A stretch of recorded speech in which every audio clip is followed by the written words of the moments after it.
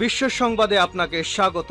শুরুতেই জানাবো হাতে পাওয়া সর্বশেষ আন্তর্জাতিক সংবাদের শিরোনাম, পরে বিস্তারিত।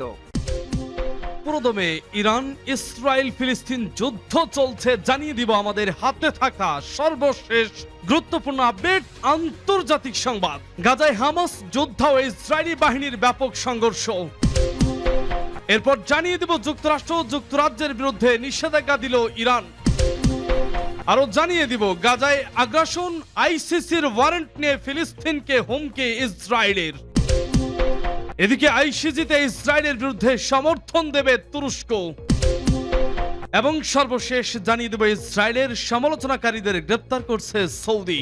শুনছিলেন সংবাদ শিরোনাম, এখন বিস্তারিত। তবে তার আগে অনুরোধ থাকবে ভিডিওটিতে একটি লাইক এবং কমেন্টস করে জানিয়ে দিন আজকের এই ভিডিও সম্পর্কে আপনার মূল্যবান মতামত। আর অবশ্যই এই ভিডিওটি আপনার ফেসবুক সোশ্যাল মিডিয়ায় শেয়ার দিয়ে ছড়িয়ে দিন আর জানিয়ে দিন আপনি কোন জেলা থেকে বা কোথা থেকে আমাদের সংবাদ শুনছেন এবং দেখছেন। আর অনুরোধ থাকবে আপনি যদি আমাদের এই চ্যানেলটিতে নতুন হয়ে থাকেন তাহলে অবশ্যই চ্যানেলটি সাবস্ক্রাইব করে পরবর্তী আপডেট সংবাদ পেতে চোখ রাখুন সিবিসি ওয়ার্ল্ড নিউজে।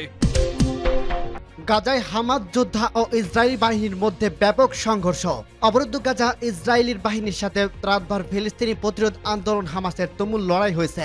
অব্যাহত রয়েছে ইসরায়েলি বোমা হামলাও।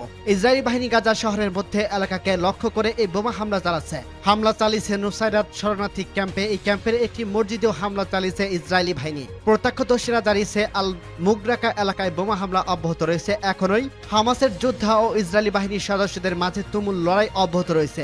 এখন সময় ফিলিস্তিনি সদস্য গোষ্ঠীগুলোর মধ্যে গাজা অবস্থান নেওয়া ইসরায়েলি বাহিনীর উপর আক্রমণ চালাচ্ছে। স্থানীয় বাসিন্দারা জানিয়েছে সেখানে তুমুল সংঘর্ষ ও গুলি বিনিময় চলছে। কামান থেকে বোমা হামলা অব্যাহত রয়েছে গাজা উপত্যকায় উত্তরাঞ্চলে, বিশেষ করে সেই ইজলিন এলাকায়। তবে এখন পর্যন্ত সেখানে হতাহতের কোনো খবর পাওয়া যায়নি।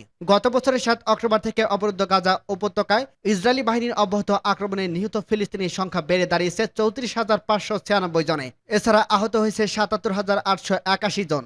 বৃহস্পতিবার গাজার স্বাস্থ্য মন্ত্রণালয় এ তথ্য জানিয়েছে। মন্ত্রণালয়টি জানিয়েছে গত 24 ঘন্টায় নিহত হয়েছে 28 জন আর আহত হয়েছে 51 জন। বিশ্ব স্বাস্থ্য সংস্থা WHO জানিয়েছে গত 7 অক্টোবর হামলা শুরুর পর থেকে গাজায় 400-এর বেশি চিকিৎসা স্থাপনায় আক্রমণ চালিয়েছে ইসরায়েলি বাহিনী। 443টি হামলায় নিহত হয়েছে 723 জন আর আহত হয়েছে 924 জন চিকিৎসা কর্মী। সামাজিক যোগাযোগ মাধ্যম এক্সে এ তথ্য জানিয়েছে বিশ্ব স্বাস্থ্য সংস্থা। এতে আরো জানানো হয় হামলার 101টি চিকিৎসা স্থাপনায় ও 106টি অ্যাম্বুলেন্স ধ্বংস করা হয়েছে। খান ইউনিসে নাসের হাসপাতাল সহ কয়েকটি চিকিৎসা স্থাপনায় ক্ষয়ক্ষতির পরিমাণ এখনো উন্মোচিত হচ্ছে। গত ফেব্রুয়ারিতে ইসরায়েলি বাহিনী এই হাসপাতালটি ঘেরাও করে আক্রমণ করছিল। এদিকে এই হাসপাতালে এলাকায় সন্ধান পাওয়া গেছে আরেকটি গণকবরের। এসব গণকবরে 300-র বেশি লাশ পাওয়া গেছে, যাদের মধ্যেই এই হাসপাতালে রোগী ও শিশুরা রয়েছে। সূত্র আল জাজিরা। যুক্তরাষ্ট্র ও যুক্তরাজ্যের বিরুদ্ধে নিষেধাজ্ঞা দিল ইরান। ফিলিস্তিনের বিরুদ্ধে লড়াইয়ে ইসরায়েলকে সমর্থন দেওয়ার যুক্তরাষ্ট্র ও যুক্তরাজ্যের কয়েকজন ও কয়েকটি প্রতিষ্ঠানের বিরুদ্ধে নিষেধাজ্ঞা ঘোষণা করছে ইরান। গতকাল বৃহস্পতিবার ইরানের পক্ষ থেকে এ ঘোষণা দিয়ে বলা হয় তাদের পররাষ্ট্র মন্ত্রণালয় ইসরায়েলের বিরুদ্ধে শাস্তিমূলক ব্যবস্থা হিসেবে এই পদক্ষেপ নিয়েছে। ইরানের নিষেধাজ্ঞার তালিকায় রয়েছে 7 জন মার্কিন নাগরিক। তাদের মধ্যে যুক্তরাষ্ট্রের স্পেশাল অপারেশনস কমান্ডারের জেনারেল ব্রায়ান পিফেন্ট ও যুক্তরাষ্ট্রের নৌবাহিনীর 5ম নৌবহরের সাবেক কমান্ডার ভাইস অ্যাডমিরাল ব্রান কুপারের নামও রয়েছে। যুক্তরাজ্যের যেসব কর্মকর্তার বিরুদ্ধে ইরান নিষেধাজ্ঞা দিচ্ছে তাদের মধ্যে রয়েছেন প্রতিরক্ষামন্ত্রী Grant Shapps, British army strategic commander James Hockenhull. এরবারে লোহিত সাগরে যুক্তরাজ্যের নৌবাহিনীর বিরুদ্ধে নিষেধাজ্ঞা দিয়েছে তেহরান। যুক্তরাজ্যের প্রতিষ্ঠান হিসেবে লকহিড মার্টিন সেভরনকেও নিষেধাজ্ঞা দেওয়া হয়েছে। যুক্তরাজ্যের প্রতিষ্ঠান হিসেবে নিষেধাজ্ঞার আওতায় পড়ছে এলবেইট স্টেমস, পার্কার মেগিট ও রাফায়েল ইউকে।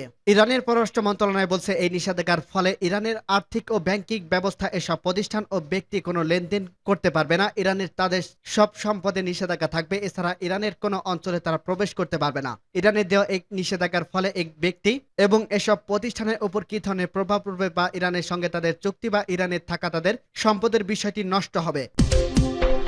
আইসিসির ওয়ারেন্ট নিয়ে ফিলিস্তিনকে হুমকি দিল ইসরায়েল।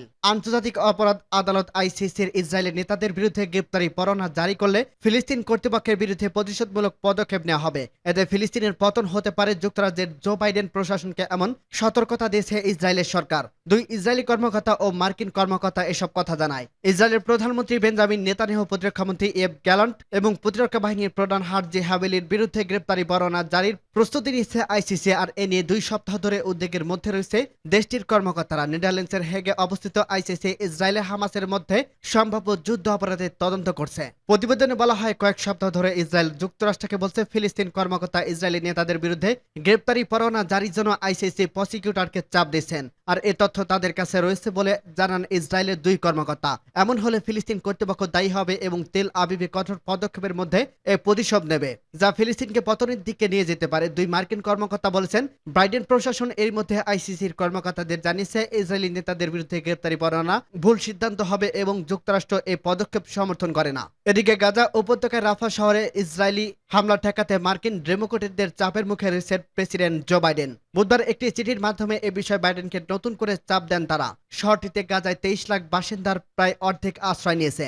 অন্যদিকে গাজার হামলার কারণে ইসরায়েলের সঙ্গে কূটনৈতিক সম্পর্ক ছিন্ন করতে হবে বলে ঘোষণা দিয়েছেন কলম্বিয়ার প্রেসিডেন্ট গুস্তাভো পেট্রো। আন্তর্জাতিক শ্রমিক দিবস উপলক্ষে জড়ো হওয়া মানুষের সামনে পেট্রো বলেন, তার দেশ আগামীকাল বৃহস্পতিবার ইসরায়েলের সব ধরনের কূটনৈতিক সম্পর্ক ছিন্ন করতে যাচ্ছে। এছাড়া সামাজিক যোগাযোগ মাধ্যমে ইসরায়েল বিরোধী পোস্ট করায় সৌদি আরবের অসংখ্য মানুষকে গ্রেপ্তার করা হয়েছে। ব্লুমবার্গ বৃহস্পতিবার এক প্রতিবেদনে এ তথ্য জানিয়েছে খবর আল জাজিরা ও CNN এর। আইসিজেতে ইসরায়েল বিরোধী সমর্থন দেবে তুরস্ক। আন্তর্জাতিক বিচার আদালতে আইসিজে ইসরায়েলের বিরুদ্ধে দক্ষিণ আফ্রিকাকে আইনি সমর্থন দেবে তুরস্ক। বুধবার 1 মে পররাষ্ট্রমন্ত্রী হ্যাকান ফিদান এক টেলিভিশনের ভাষণে এমন ঘোষণা দেন। তুর্কি পররাষ্ট্রমন্ত্রী বলেন, তুরস্ক চলমান গাজা যুদ্ধে চিন্তাভাবনা করে ইসরায়েলের বিরুদ্ধে পদক্ষেপ গ্রহণ করছে। এর ধারাবাহিকতায় তারা আইসিজে আইনি মামলার অংশ নেবেন। সেজন্য তুর্কি আইন বিশেষজ্ঞ অধ্যয়ন করছে কিভাবে সেখানে অংশগ্রহণ করা যায়। তুরস্কের প্রেসিডেন্ট এরদোয়ান কর্মকর্তাদের পরিকল্পনা অনুমোদন করছে যোগ করে ফিদান বলেন, তাই তুরস্ক আইসিজে ইসরায়েলের বিরুদ্ধে করা দক্ষিণ আফ্রিকায় মামলাটিকে আইনিভাবে সমর্থন দেবে।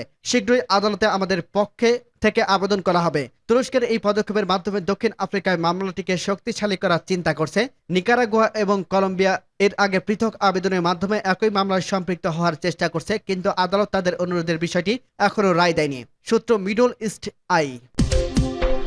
ইসরায়েলের সমালোচনাকারীদের গ্রেপ্তার করছে সৌদি।